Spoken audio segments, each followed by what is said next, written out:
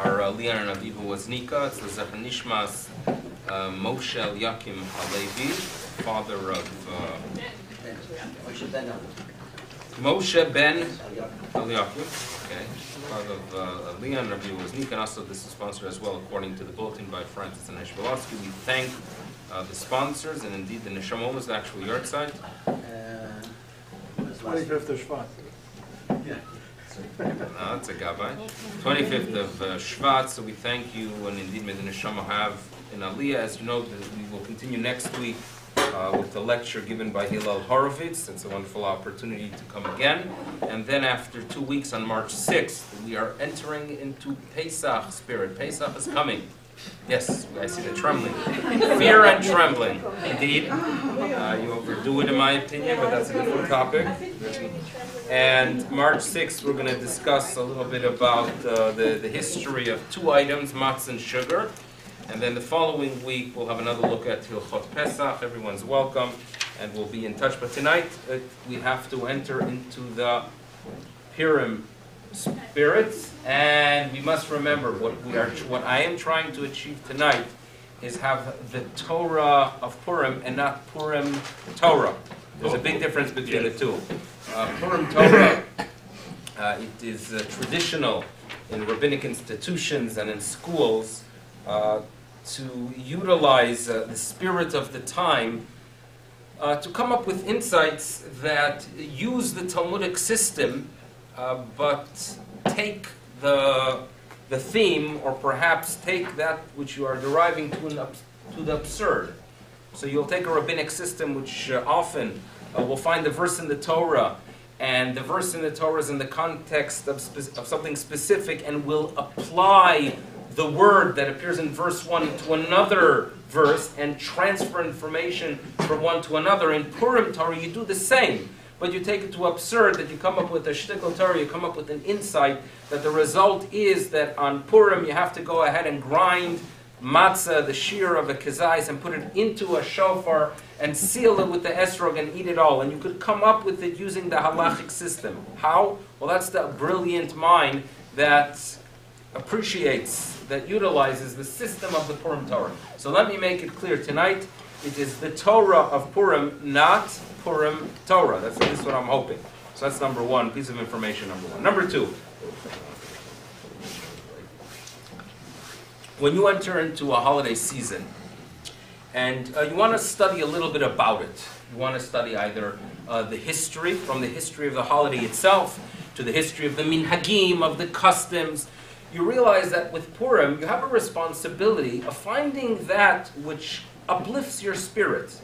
To go ahead and find the most depressing areas of Purim, which of course in every holiday you're going to have instances of fights between people on Purim. These things happen. One person damages the other person's property.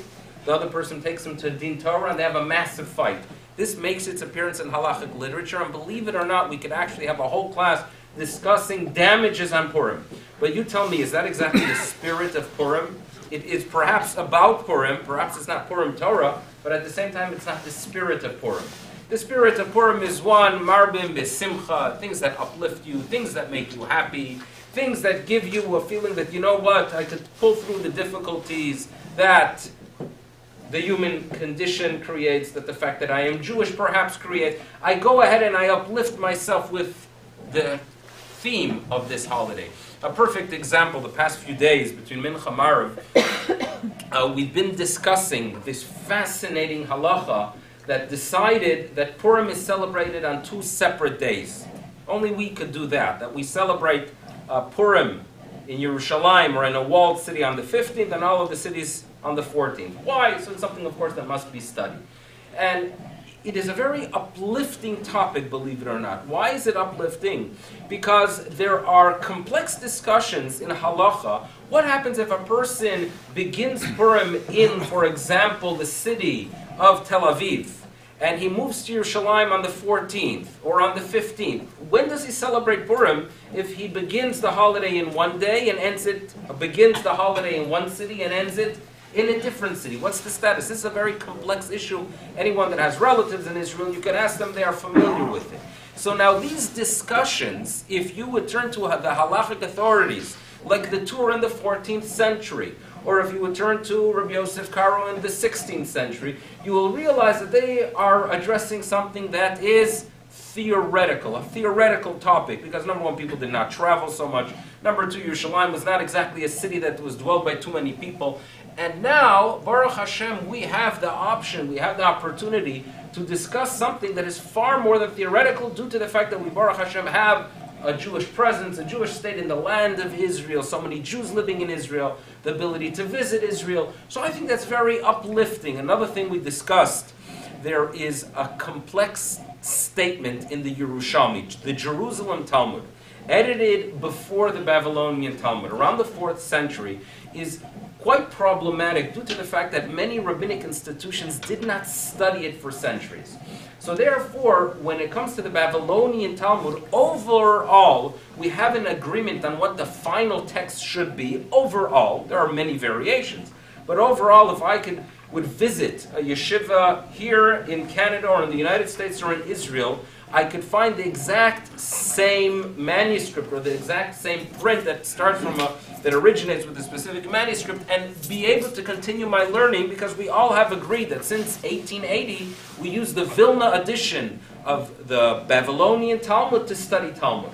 When it comes to the Jerusalem Talmud, especially if in a period before the print, and even after, there was no final edition, and there were variations. And due to the fact that often poskim did not turn to the Jerusalem Talmud for psak, so there was not really a need to come up and agree which one of the different texts are going to be the one that we are going to utilize. So that's the issue that exists with the Jerusalem Talmud. So now, when you have a statement in the Jerusalem Talmud, the result could be that some people read it one way, and some people read it another way. And at times you can have 4 different readings. So listen to the difficult statement in the Jerusalem Talmud. The halacha is that if you have a walled city, in the walled city, Purim is celebrated on the 15th of Adar, like Yerushalayim. The Talmud, both the Babylonian and the Jerusalem Talmud, make it clear that if you have a suburb, if there is a small village next to the walled city, it has the same status as the walled city, and therefore the Megillah is going to be read on the 15th as well. So that, of course, clarifies why modern-day Yerushalayim, despite the fact that most of the city is not within the walled city, and by the way, this was something that the prophet Zechariah predicted many years ago. And he said that a day will come, Prazot Teshev Yerushalayim. This is the prophet Zechariah, and he had a vision. And in his vision he said, you think Jerusalem is a walled city? One day it's going to be a ir parazot, prazi. Prazi is a term that's used for an open city that doesn't have a wall. So Zechariah had a vision that a day will come that prazot teshev Yerushalayim, that it will be an open city. Why? So you might say, well, maybe because the walls fell. No, says Zechariah. Mirov Adam ubehema betocha. That's a precise verse, that the day will come that there will be so many people and so many animals, and you can use your own, imagination who you want to put into that category. Mirov Adam ubehema betocha. That's going to be the result of Yerushalayim. Korbanos, maybe, you see. But the main idea is that now it is an open city. And we all know that in Yerushalayim, even the open city, even the areas that are not within the wall, celebrate on the 15th. The reason for it is because it follows this rule. If it is adjacent to the walled city, it is considered part of the walled city.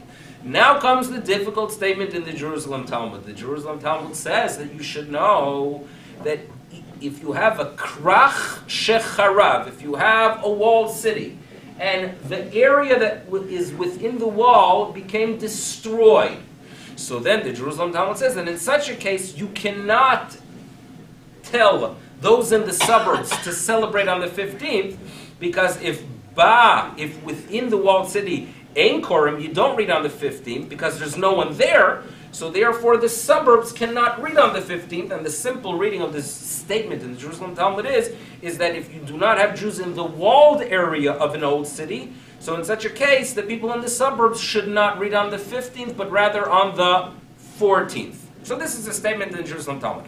A wonderful theoretical statement that the rabbis were not so concerned if this is the real reading of the Yerushalmi, or perhaps not.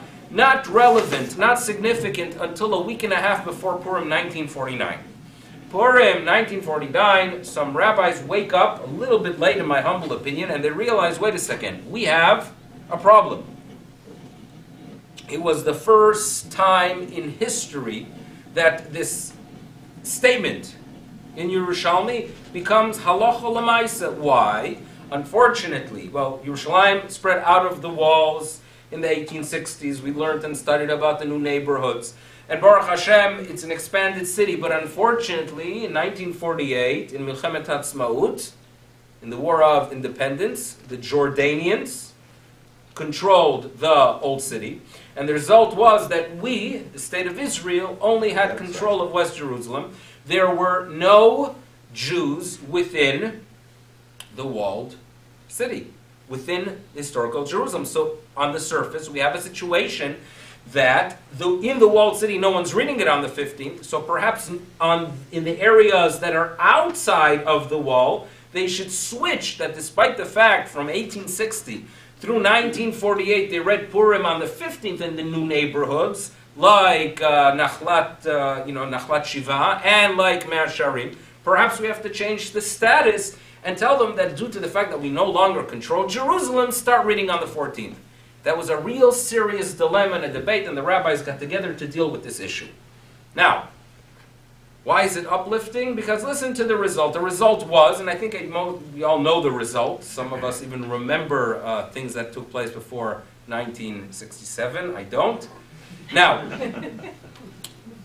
the result was, notes Rav Tzvi Pesach Frank, and he paskins that they must continue reading in the new city, in Yerushalayim, in the neighborhoods, like Nachli Shiva Mea Sharim on the 15th. Do not make the adjustment. Do not.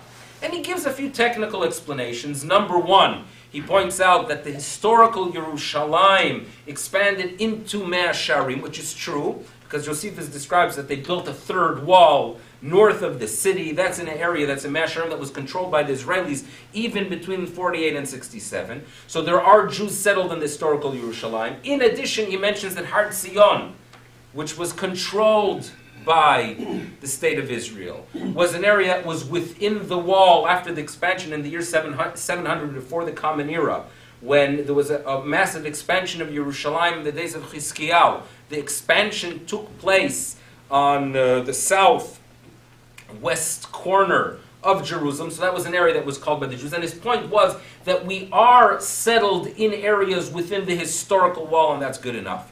But then he notes that, number one, you should know that there are different readings in the Yerushalmi, and he goes through the technical fact and issues that we are not guaranteed, we cannot be confident that we have the appropriate reading in the Yerushalmi. And then he makes the following statement, that if, God forbid, we're going to go ahead and declare that from now on, Purim, in the new city of Yerushalayim, should be switched to the 14th, it will be a head gadol ba'olam. It's going to be an earthquake, and there are going to be shockwaves throughout the Jewish world, because it will indicate that we have lost hope for Yerushalayim. And we have not lost hope for Yerushalayim.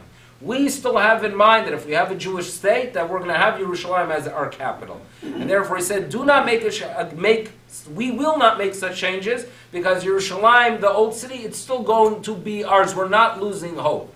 And what a wonderful statement to make in 1949, when, and I think this is very uplifting, the fact that 1967 we have the miracles that took place. That's an uplifting part of Purim that we do study. However, that's not our topic tonight. My point was, it must be uplifting, but at the same time, it is important to have an understanding of the Megillah, Pshuto Shel Mikra, the simple reading of the Megillah. What's fascinating is that often, when we study Torah, we study Chumash, and at a young age, perhaps we were taught only with Chumash Rashi. And as we mature a little bit, we have insights and hear insights from commentators that take the simple approach of the text without reading in without taking into consideration rabbinic insights. For example, you have a commentary like the Rashbam, and the Rashbam will give us insights into the text that the rabbis say that's not the traditional reading, but they believe with an understanding that there is more than one way to approach the text.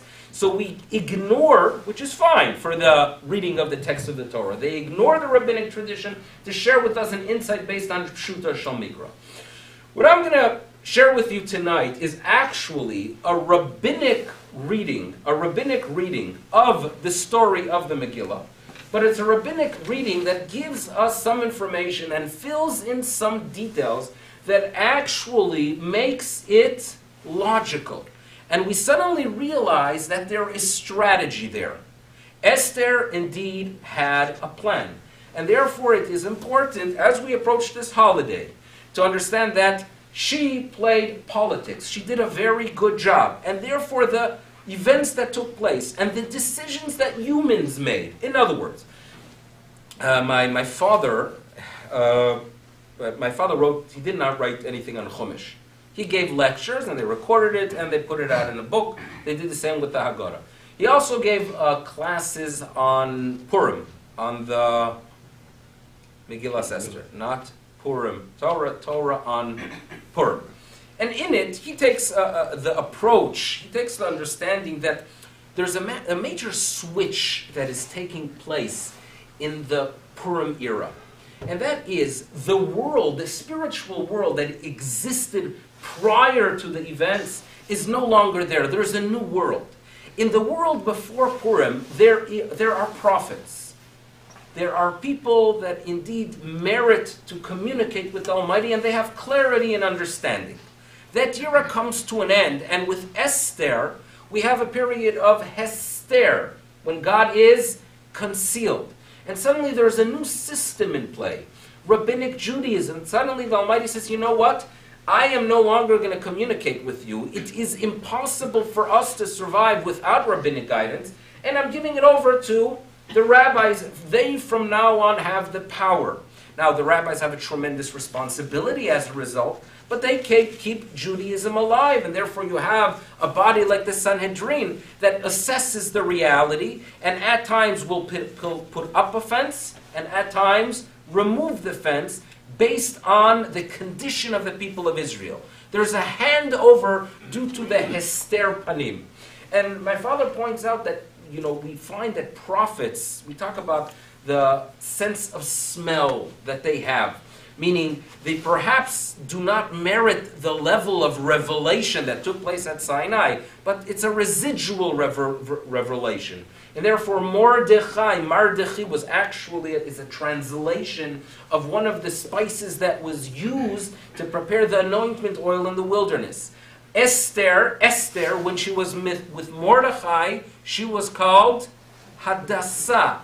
Hadas, the myrtle which has a pleasant aroma. Aroma indicates this level perhaps, or the last bit of prophecy. You know there's good coffee when you smell it, right?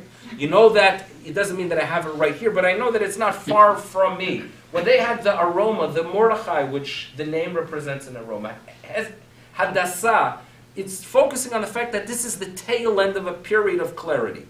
The next period of the people of Israel is a period of Hester. The rabbis go ahead and establish things. And therefore, there's something unique about the Purim story, that it is canonized text. It is part of our Bible. It is part of the Tanakh, but at the same time, it is a rabbinic holiday. It is in that twilight zone in between. So lots of the insights that my father had related to this specific idea of the period that is in between the Torah Shebechtav, the Torah Shebe'al Peh. Important and indeed wonderful, but what we have to understand is that I want to take the Megillah as is, use the rabbinic reading not for some kind of message, but for a simple understanding of what's taking place. People note there's historical difficulty in identifying the exact time of when it took place. In Xerxes, Achashverosh lives in the year of 430-something before the Common Era. It doesn't really match exactly the rabbinic tradition. There are different answers, nothing we have to panic for.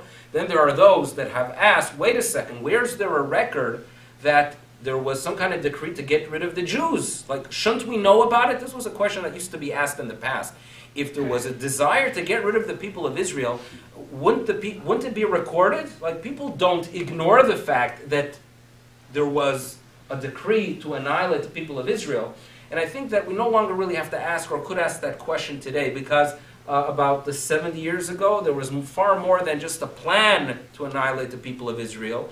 And if you walk into many campuses, university campuses, you will learn that actually, it really wasn't, it's manipulated. The information is manipulated by the Zionists because they have an agenda to do the same to the Palestinians. I don't know if you're aware of it. That's really what the Holocaust is about. And if you do a search about Holocaust, lots of the information is going to be on shedding a negative light on the state of Israel, because that's what we are doing. Ignoring the fact and ignoring the reality. Perhaps the Almighty is telling the people of Israel, we shouldn't ignore the Jewishness of the Holocaust, because if we're going to ignore the Jewishness of the Holocaust, the world around us will ignore it as well. Not the topic for tonight, but one thing we could learn, if there is no massive record about the fact that there was such a decree, it's not so far-fetched that there are people that whitewash, that delete such information. Perhaps that's what we could learn. But now it's time for the politics. And for the understanding of the politics of Esther, let's understand Achashverosh. Number one, what was Achashverosh's attitude towards the people of Israel? What was his attitude? Now in Washington, there is a big to-do, because they're going to confirm as the next Secretary of Defense, the person that is very strategic when it comes to future endeavors of the United States in the Middle East. So the person who they are going to confirm is a fellow by the name of Chuck Hagel. Chuck Hagel. And, people who understand the way it works in Washington is that you have three groups. And I think in all North American politics, you have those three groups. There are those who are actually love the people of Israel and the state of Israel, and they don't care about anything else. They actually have an agenda. If it's kosher, not kosher, it doesn't really make a difference, because for the time being, we need such friends. So you have the Mike Huckabees that actually truly appreciate the people of Israel, because they have an understanding that either they have their understanding, or perhaps a much better example would be the Prime Minister of Canada. He's a person that truly believes, there's a conviction that, I have this responsibility for the people of Israel. I understand very well that there's an importance to support the state. Those are the unique minority of people who are in power in North America. Then you have on the other extreme a group, politicians, who really don't like Jews and do not like the state of Israel. They just don't like them. The Jews are a problem. So b'di'eved, they accept the fact that there is a Jewish state. But due to the fact that they only accept it post facto, they want to minimize, and they believe that a state of Israel should not be 1 inch, 1 iota more than the boundaries that unfortunately we had to recognize in 1949 in the ceasefire. So there are such politicians, I won't name. Then there is the bulk. The bulk in the middle are people that they are as you can expect, they're politicians. And they will sense what is convenient. And if they feel that it is convenient to become a real friend of Israel at this time, during the election time, they're going to go ahead and do it. And we accept them, we deal with them, we are thankful, and we turn to Ribono Shel Olam and we say, thank you for giving us this gift that at this time it is considered convenient to be a friend of Israel. Okay? And you look at the debate between Romney and Obama last year, you realize that Hashem is being kind to Klal Yisrael. They both have to say, we love Israel, and that's a gift indeed, nothing to do with what they really feel. So those are the three groups, the middle and the extremes. Haman was a real Jew hater. There are those who believe that sometimes you could take the Jew hater and put him into power and he will act differently, but that wasn't Haman. Achashverosh, according to rabbinic tradition, did not like us as well. He even, according to the rabbis, celebrated when the exile reached the point that it appeared that the Jews are not returning for a second temple. He actually celebrated that. And the Talmud tells us very well, Haman saw the Jewish problem eye to eye. However, Achashverosh is a politician. So keep that in mind. He doesn't like us, but he is a politician, and that's piece of information number one. We could compare him, in Israel. There are many heroes that come, U.S. presidents or U.S. personalities which are considered good friends of Israel, historically good friends of Israel. Some of them really deserve the title. For example, President Lyndon Johnson, LBJ. LBJ, he wasn't a decent person. He wasn't a großer Mensch. But the fact is that he actually was a Ohev Yisrael. And even in the 30s, when it was the norm to not like the people of Israel, he was involved in bringing into Texas illegally some Jews from Europe. He was involved in it. He was an Ohev Yisrael. Now, he's a hero. Another person that is greatly appreciated, or was at least until about a decade ago, was President Harry Truman. Harry Truman was the one that, despite the fact that he was warned either by the Secretary of State or someone else that if he supports on May 14th the State of Israel, this member of his cabinet will vote against him, he nevertheless said, you know what, I will support the State of Israel. Right? Good friend of the people of Israel. 10 years ago they find his diaries. And what does he say about us Jews? Not nice things. And he's writing this in 1946 and 1947, when we are coming out of Auschwitz, coming out of the gas chambers, a nation in DP camps. And what does he say about us? These are people that could put others to shame with their dishonesty. Harry Truman. Devastating a little bit. He's such a hero. We have so many streets named after him in Israel. We love doing that, in Israel. If we could have a Yad Kennedy and a Yad Truman, a Yad Johnson, Yad Reagan, we'll do anything. There will be a Yad Obama. There will, because that's what we are about. But at the same time, we have a little bit of that difficulty. What's with this guy? He was our big friend. The answer is he was following the route of Achashverosh. He didn't like us too much. It was practical for him, or perhaps Yad Hashem. Go figure it out. So, piece of information, number one, is to understand what Achashverosh is about. Number two, Achashverosh was not a fool. He came to power using his own shrewdness. He understood very well how things work. And therefore, when Haman turns to him and says, you should know, Yeshno Am Echad, Mefozar Mefurad Ben Ha'amim. There's this nation, they're dispersed among the other nations, they're not committed to you. Are you okay if I, just get rid of them? Oh, sure, here's the ring, no problem. So, the naive way to read it is that Achashverosh had no idea who he is talking about. Well, that's not the real reading. The rabbis tell us he wasn't exactly a fool, but he was wise enough to allow Haman, or Haman understood very well that he cannot acknowledge that he knows about it, and he has to cover his trail to machzach nicht wissen in the future, to play as if he doesn't know. In other words, he has to have that ability to erase the 18 minutes from his tapes at some point. That if someday someone could turn to him and say, what do you mean? You approved the decree to get rid of the Jews. You told Haman. He says, what do you mean? I had no idea who he's talking about. He mentioned some nation. I didn't know. I thought maybe the Gypsies. I had absolutely no idea who he was talking about. A true and brilliant politician, and without doubt, in the corridors of power, things work like that. That there are things, that there are prime ministers and there are presidents that allow things to be done, but they don't want to know, and therefore the communication is done with a little bit of a nod, and afterwards they could claim, I didn't know about it. What do you mean, a break-in in Watergate? I didn't know. How was I supposed to know? I was busy with something else. Another fellow who, after we heard the tapes, President Nixon, also a tremendous miracle that in the Yom Kippur War, He tells Kissinger to load 25 planes and send whatever equipment is necessary for the state of Israel. And then we hear his tapes, and he used some words that you cannot use in a base medrash or anywhere to describe us. So, with that, we have an understanding of what Achashverosh is about. And he knows very well that what Haman wants to do is annihilate the people of Israel, and he is okay with it. Now it is time for Esther to come up with a plan to deal with it. And Mordechai says, it is your responsibility. Nothing's a coincidence. If you reached this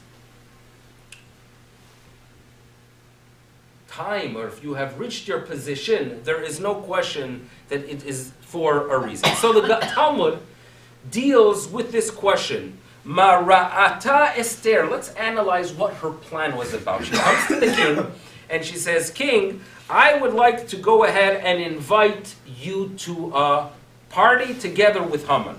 What exactly is she trying to achieve? And then we got to ask ourselves, it was done not once, but when they are at that party, she goes ahead and invites the king and Haman again. What was that all about? And then we have to understand, what was this wonderful event of him not sleeping during the night, and then suddenly Haman walking in and Achashverosh deciding to shame him. And then afterwards, at the end of the event, when they actually kill Haman, Achashverosh decides to give the house of Haman to Mordechai and Esther, things that need some clarity. So let's go through the Talmudic reading of the events to understand her plan of action, to realize that there was strategy, and there is a message here as well. You know, we talk about Megillas Esther, and we realize that, yes, there was something there that was from above. There was a Ruach HaKodesh. It was written by Ruach HaKodesh. There was a divine spirit there.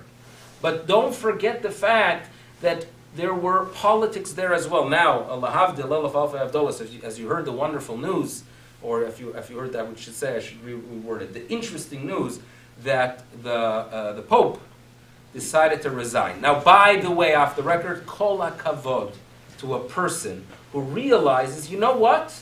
You know, I shouldn't be driving anymore, or I should, in other words, it is the most difficult decision. He is an intellectual, and perhaps something that we could learn from as well, that there are people that have to say, you come to me for guidance, you know what, I'm entering into retirement. It's something that we can learn indeed from. But what is being discussed on the radio, on NPR, and on all stations, the conclave, it's an exciting movement. You know, we cannot truly appreciate it due to the fact that we didn't have a good Catholic chinuch. But the reality is that the conclave is indeed a very exciting moment, different colors of smoke. I mean, you think about it, it's quite fascinating.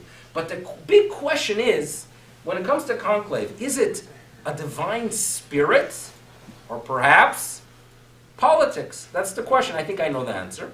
But what's fascinating is, lahavdil, we have to ask the question, and we have to answer that it is both when it comes to the Megillah. Yes, there is Ribono Shalom guiding Klal Yisrael. He takes care of us. Lo Yonum v'lo Yishan Shomer Yisrael. HaKadosh Baruch Hu takes care of us. But let's read this Megillah and realize that at the same time that we have faith in our Creator, we have a responsibility to use seichel, to use common sense. And this is a message, if I could give one to the Knesset of Israel, if I could give it one to the leaders of Israel. Yes, there is a Ribono Shalom who's taking care of us. He's been doing a good job for the past few thousand years. He will continue doing so. But please, please, and that's what we pray when we say Tefillah L'Shlom HaMedina. We ask the Ribono Shalom, give them wisdom. Every decision should be a wise one. Because we don't want, any day you turn on the news, like today for example, you have a situation of a fellow, a very odd and unclear situation of some person who works for the Mossad, who commits suicide in jail. We don't like those things in the news, and we pray, Ribono Shalom, we hope that wisdom was used to decide how to deal with him if indeed there was a need to terminate him. But whatever it is, Ribono Shalom, wisdom, and that's what we're going to learn from Esther. So now comes the Gemara and clarifies the following. Ma ra'ata Esther. Why does Esther invite Haman together with Achashverosh to the party? Comes Rabban Gamliel, and he identifies the personality of Achashverosh, and he tells us he was a melech hafachfechan. Hafuch. He was always flipping things. He wasn't consistent. And due to the fact that he wasn't consistent, if he had an opinion now, there is absolutely no guarantee that in 10 minutes from now he's going to have the same opinion. There are people that change things, right? This is recorded, I have to be careful. I have an older brother, Zayn Gesund, and he tells stories. He tells stories, he's a lecturer, he tells a lot of stories. But he exaggerates a ton. The stories start off with a good core, that's the truth, but as time goes on, the stories get bigger and bigger and are enhanced. And one of my other brothers say that if Ari has a good story, his name is Moshe Ari, if he has a good story, don't ask to hear it now. Wait some time. It will become so much better later. So there are personalities that have that ability to share the exact same thing, and they have consistency. And then there are those that you don't know where things are going with them. And Lahavdil Achashverosh, he was a fachvachan. So if he has a view and he has a belief that what we must do for the welfare of the state is to uproot ABC, that's an opinion now. And if you hear it from him, and if you want it, you be sure that he seals it right now. Get it in writing from him. You know such people that if they make a commitment, get it in writing from them, because you know very well that if when the moment they walk out the door, they're going to say to themselves, what did I just do? Hafach fechan. So this is a piece of information that we must take with us when we read the Megillah, and we thank Rabban Gamliel for his contribution. But what did Esther really want to do? Another rabbinic authority shares with us the following. Rabbi Yoshua ben Korcha Omer, listen carefully, Kedei sheyehareg hu vehi. Meaning, she comes in front of her husband, the king. And she says, my beloved king, we haven't seen you for so long. I want to spend some intimate time with you. Valentine's Day is coming. I would like to spend time just with you, my dear. And of course, Haman. And you could just imagine, Achashverosh, what did I hear you right? You want a minister? Yeah, Yovo Hamelech veHaman. So he gets nervous. She wanted him to get nervous. And you know what would have been something she was willing to do for the welfare of the people of Israel? To have herself get killed together with Haman. That was her strategy. And that's what she did. And if you listen carefully to the difference, now she does it twice. In other words, she doesn't just get him nervous a little bit. She pushes it. The next meeting, I want another party, and then he is going more than a little bit berserk. What is going on here? What is with this Esther? What's my wife planning?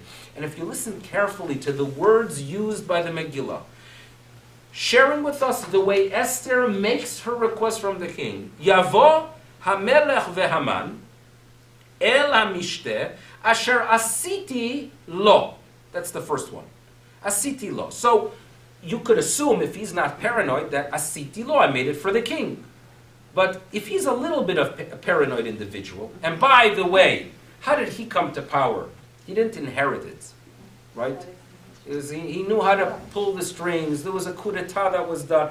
And he, without doubt, if you come to power by stealing it from someone else, you are concerned very well that the next person is going to take it from you. I had a teacher when I was a teenager, that when you would ask him for a pen, he would give you the pen and say, please give it back, because I don't want you to have it the way I have it. That was his joke, because he basically borrowed it from someone and never, that was his joke.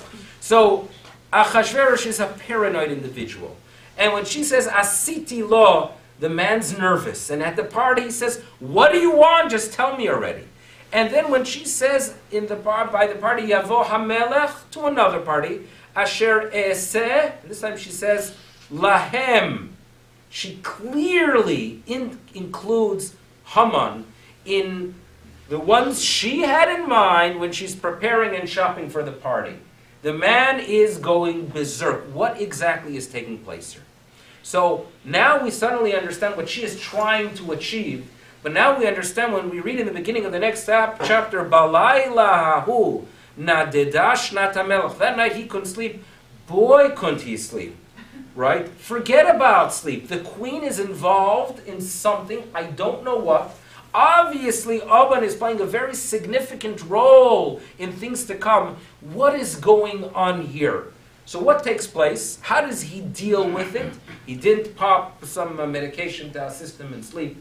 I would have taken a Benadryl, and that would have helped me. No, he decides to do something else. What does he do? He asks Lehavi et Sefer HaZichronot. He needs the official records of history.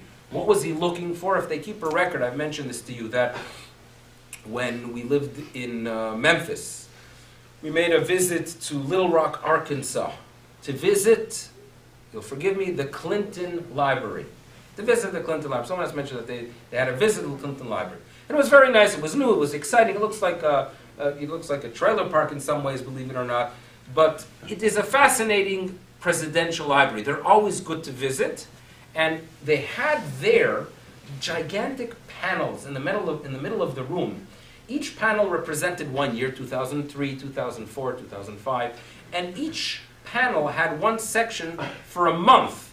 So there were 12 sections in the 8 panels, and each month had 30 or 31 or 28 folders, and they had this schedule. You were able to look at, I should be clear, the official schedule of everything President Clinton did in the Oval Office, which was fascinating. For me, it was a good message of Yom Hadin, that when it says that HaKadosh Baruch Hu goes ahead and looks through our record, we can imagine the record that he has of our action and our activities as well.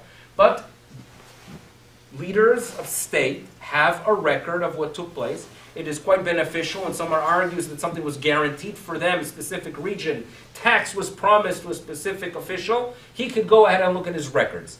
But it was an organized record, and here he requested something very specific within the history of their people, and that worked with the following. If, let's say, I'm a government official, I have a position in the army, in North Korea, and in whatever country, and I am ranking number 25.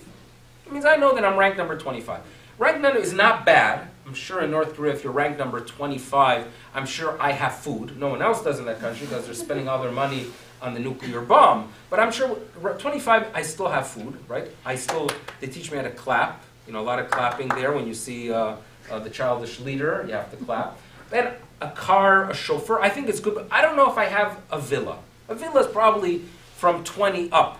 And if you're in the top 10, you have a villa with 2 Volvos. You understand the idea that 25 is not a bad position. Let's say someone turns to me, the second or third in command, and says, I'm planning a rebellion. Planning a rebellion? Yeah, coup d'etat, we're going to overthrow the government, I have a way, I have an access to this chef, things are good, join me, and if you join, I'll upgrade your status. You will no longer be number 25. So I said, that sounds tempting. There's a gamble there. He says that there's a good 60% chance. So I ask him, how much of an upgrade are we dealing with here? So if he says to me, you're no longer going to be number 25, in my government, you'll be 24. I'll tell him, go fly a kite. To upgrade me from 25 to 24, you do not join a rebellion. It is not worth it. Now, he tells me I'll be upgraded and turn to number 3, I'll start thinking about it. Now, if let's say after I hear his offer, the shvacha offer, upgraded to number 24, I say to myself, listen, 25 really is not so exciting. I need an upgrade here. You know what I'm going to do? I'm going to go ahead and warn the king that there is an attempt on his life. Now, if I warn him, there's no doubt going to be great reward. And the reward will be such that even though there's a chance that the other fellow wins and I'm going to be out, but I think that there's a 55% chance that the rebellion is going to fail. And therefore, if I share with the king the information and indeed it fails, I'm going to get upgraded in the current government and turn into number 9. So I share the information based on the reward I expect. Correct? Now, what's Achashverosh worried about? What is he worried about when he's sleeping in bed? There is without doubt a plan to overthrow my government. It has happened in the past. It will happen in the future. They are planning a coup d'etat. So what does he expect? He expects someone to go ahead, a lower ranking individual, to share with him the information for the purpose of reward. So he says, wait a second, why is no one coming forth? Why has no one walked in knocking on my door, slipping me a note that there's a plan for a rebellion? Don't they want the reward? So he says to himself, wait a second, how much reward do I give? He calls in the official record and says, the last time there was a rebellion, how much of a reward did we give that fellow? I mean, we must have given him something. And they look through Take, about 8 years ago, there was an attempt. There was a fellow, a Jew by the name of Mordechai, who picked up the information, and he is the one that forwarded it through Queen Esther. And indeed, there was someone that shared with you information. And what reward did he get? Achashverosh expecting that he got reward, and that will calm him down, that if indeed there is a rebellion, someone else is going to share during this rebellion what is taking place. Lo na'aseh imo davar. Gewalt. Nothing was done. So basically, in my kingdom, if someone has information, no one's going to come forward. It's not worth it. Because then, if indeed the rebellion works, they're out. And if I stay in power, they get nothing. No one's going to come forward. He says, you know what? I have to go ahead and deal. I now have a serious concern that Haman is planning a rebellion. There's no doubt. He's up there. He's with Esther. Esther and Haman have something planned.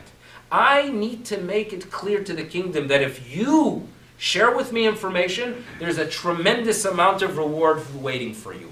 There's anger at Haman, and he's determined what I must do now is get the word out. Mordechai, kacha yaseh laish. This is the great reward for someone that is loyal to country and to king. Mi b'chatzer, who happened to be there? Haman. Ooh, wait a second. This is a wonderful opportunity. I could go ahead and shame Haman. If I shame him, he'll lose his composure. You can forget about him putting together a rebellion. Honor Mordechai and get the word out that there's great reward. So he had here a perfect situation when he could deal, to some extent, not settle the Haman issue, but at least get the word out. You share information with me, there is reward. By wearing those royal garbs, without doubt, it was an upgrade in the status of Mordechai. So that's what's taking place that moment. But then later in the party, and Haman is not put together due to the events that took place earlier, that he had to be the one to lead Mordechai. And Achashverosh is waiting for an opportunity to get rid of Haman. He is full of hatred. He's a paranoid king. He is concerned that this fellow Haman is here to take away his power. What he wants to do more than anything else is find an excuse to terminate the fellow. He's just waiting. He can't do it for no reason. That itself could cause a rebellion. But he needs, and what he really would want, is some kind of pretext to get rid of the fellow. And Esther gets up and says, I'm asking for my people. What's the situation? There's an awful person, Ish, Tsar V'oyev, Haman. Everything comes together now for Achashverosh. He hates Haman, and now he has a wonderful reason to get rid of him. Now, however, if he would have thought for a couple seconds, if he would have had time to sit down and think through it, he would have realized that there is absolutely no reason to get rid of Haman. There was no attempt of Esther and Haman going in cahoots to overthrow the kingdom, because obviously by Esther sharing the information that he is the greatest anti-Semite and she is Jewish, so obviously she wouldn't go with him. So if he would have thought through it, he would have realized that all his concern was just hot air. There was nothing to worry about. But that's not Achashverosh. He had no time. And in addition, he's a melech hafachfechan. And therefore, by having Haman right there, and he is angry at Haman, he is fuming at Haman, and now Esther gives him a reason to get rid of him because he wants to get rid of that this Haman is an anti-Semite. He wants to kill the queen. So suddenly Achashverosh has a wonderful opportunity to get rid of Haman. He didn't have the time to think through it, because if he would have said, slow down here. You know, Haman is a good advisor. He is loyal. There was no attempt. And he would have told Esther, tough luck, what can I do? But that didn't take place. Because that moment, Charvona declares, guess what? Mordechai, who did good for you, there's a tree there waiting for him, and it was built by Haman, Tlu alav, and the king declares immediately, without thinking, get rid of Haman. Get rid of Haman. He is angry at him, and he finds a reason. Now, the problem is, Achashverosh runs into serious trouble right after that.